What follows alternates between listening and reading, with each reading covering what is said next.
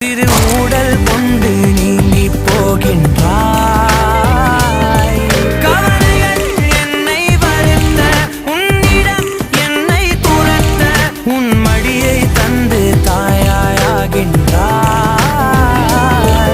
என்னை துயிலென அணைத்திடு தனிமையே, என் கனவிலும் தொடர்ந்திடு தனிமையே, கண்கிழி கையில் இருந்திடு தனிமையே, தனிமையே, என் இனிய தனிமையே, என் இனிய தனிமையே.